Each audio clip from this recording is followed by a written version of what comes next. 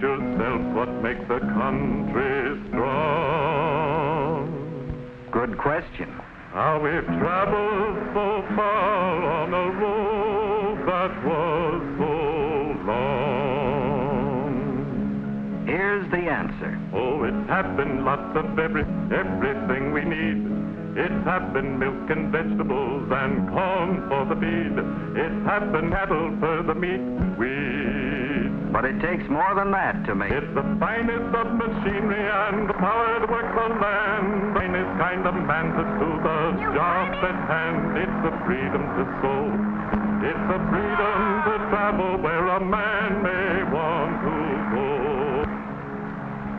That's what it's. An active partner in America's biggest business, farming. His success is based on a simple formula. Power means production. More power means more production. He takes his power for granted. It's always there when he needs it. Hard to imagine doing without it. But it wasn't always there, and struggled to make the land and nature work for him.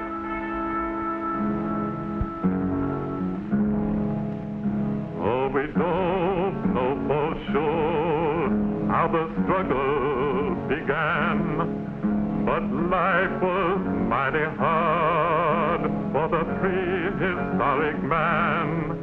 He had to feed himself and his family somewhere. Oh, none of us would be around enjoying life today. This was one way of getting food. However, it had its drawbacks. The food supply wouldn't always cooperate. It was often a long time between meals. He had to find a way to get food when he wanted it. What he needed was more strength, added power, a weapon.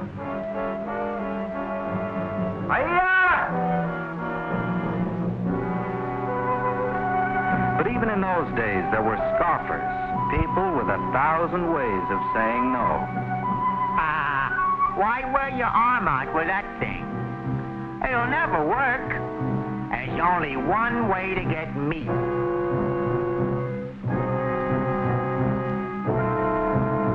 But man was not to be discouraged.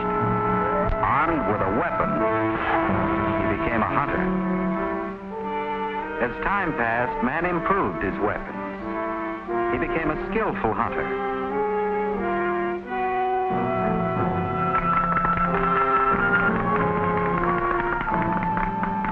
Too skillful. Animals became scarce. To stay alive, man had to migrate from place to place, always on the move. Not the sort of life a man would choose, but if he was to go on eating, he had to keep following the food supply. Maybe he did have a choice after all. Yes, he saw the chance to have a permanent home. Not the scoffer. He wasn't falling for any harebrained ideas. He'd go on wandering the rest of his life. But man and his family clung together bravely. Somehow they managed to survive. When spring came, their courage was rewarded.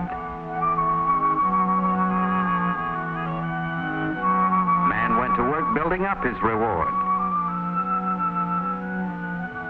and made an interesting observation, which eventually led him to discover how plants grow. Seeds buried in the ground, water, and sun, germination, and growth. Little by little, man learned how to work the land. Later, he developed the first crude plow. Now he was his own master, no longer just living, but making a living. Man had become a farmer. He passed the biggest barriers of that early day with many a road to hoe as yet, but he was on his way. He had freedom to sow, to expand and to grow, and the man on the land knew where he was going to go. With a dependable food supply, population increased. Families began living together in communities. These were the beginnings of civilization.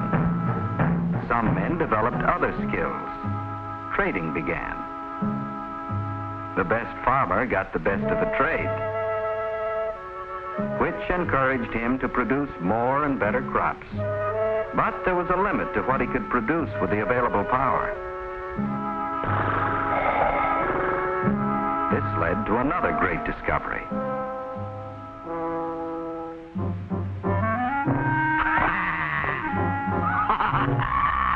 It'll never work. We've gone as far as we can go. Man disagreed. In the centuries that followed, his inventiveness carried him much farther and much faster. He traded with other communities, with other nations.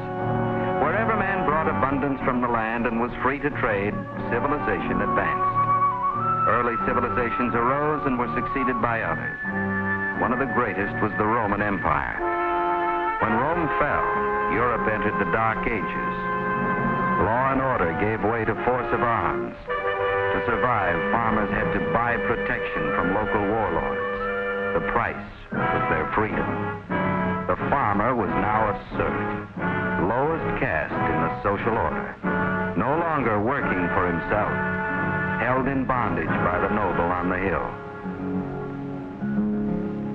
A man without freedom is a man bound fast. A man who is bound to the drudgery of the past. He don't dare speak up or call his soul his own. And the burden in his heart is like a load of stone.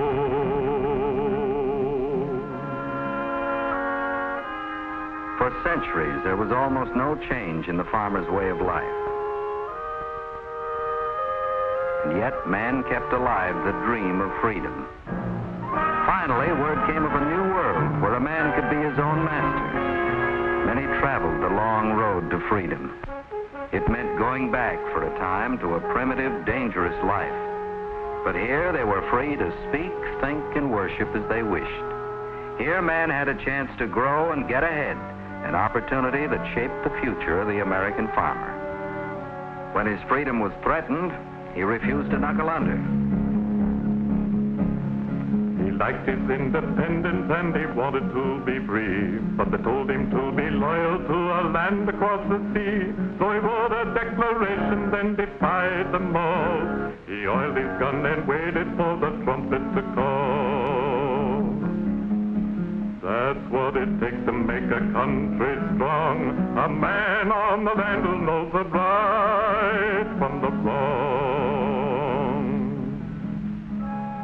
There were scoffers in America, too. Hank, why do you want independence? Why don't you just do what they tell you? The man at Concord chose independence. He fought and won. It was his land and worth fighting for. A land with a promise. For many a farmer, the promise led him off over the horizon. He kept pushing the boundaries westward as population increased. More people meant more mouths to feed, more land to feed them. The farmer needed more power, horsepower, horse-drawn machinery. Still, it wasn't enough. He doubled, tripled, quadrupled the horsepower, until feeding his work animals took a large part of his land, labor, and time. His whole life was a race against time.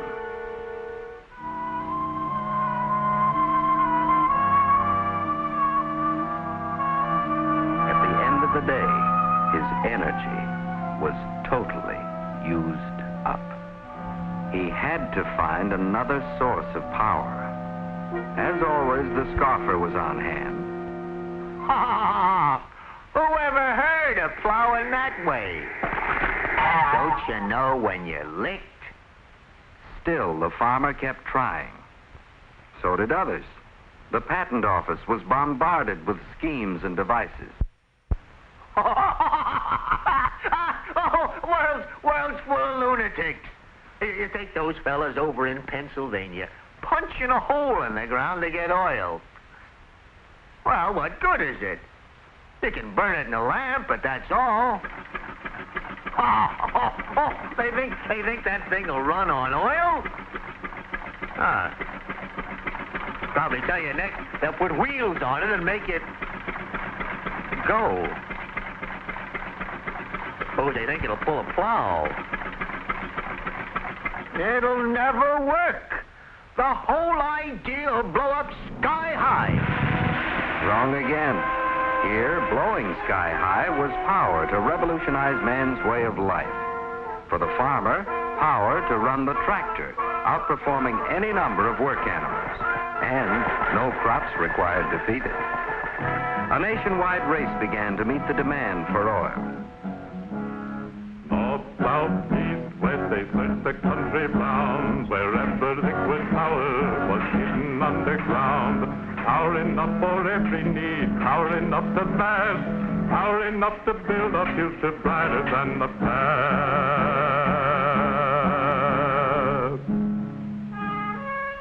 Hundreds of companies were formed, little and big, all competing for a share of the business. Machine manufacturers were also in competition to build cheaper, more efficient tractors and other kinds of farm machinery. Petroleum-powered vehicles of all sorts. Trucks to haul farm products to market on roads converted from dust to asphalt by petroleum. As farms became more mechanized, more and more farm products flowed to market. Farmers cultivated many times more land, raised many times more crops per man acre than ever before. And over the years, everyone has shared in the benefits. For progress is the stepping stone to a better life, and everyone can share it with the farmer and his wife. There's time to relax, to get around, and once more, time to do a better job than ever before. Yes, time to keep up with the latest information from the county agent and land grant colleges. The wide-awake farmer keeps improving his crops and stock. For there's keen rivalry among farmers. Each year they supply the public with better products, and they demand the same from the industries that supply them. More and better insecticides, weed killers, fertilizers, better lubricants to protect machinery against the wear and tear of friction, and continually better fuels. The demand for oil products keeps increasing. There are always scoffers. You're heading for trouble. Pretty soon there won't be any oil left.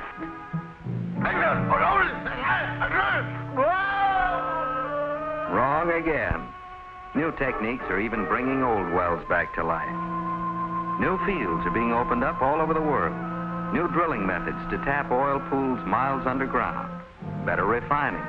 New techniques to conserve every drop of oil. As it has in the past, America's oil industry, made up of thousands of will continue to supply the power we need. Power for the farmer to accomplish a job that's now worldwide in scope. For today, American food reaches half is linked with us. The farmer has come a long way in his struggle to make the land and nature work for him. But tomorrow promises even greater abundance. Abundance created by the free American man on the land in partnership with American industry and its power. Together, they will work to ensure our strength and preserve our climate of freedom. You cultivate your freedom like you cultivate your land. You guard against its enemies on each and every hand. You keep yourself awake and you're ready to fight, to sacrifice the things you have for what you know is right. That's what it takes to make a country strong. A man on the land who knows the right.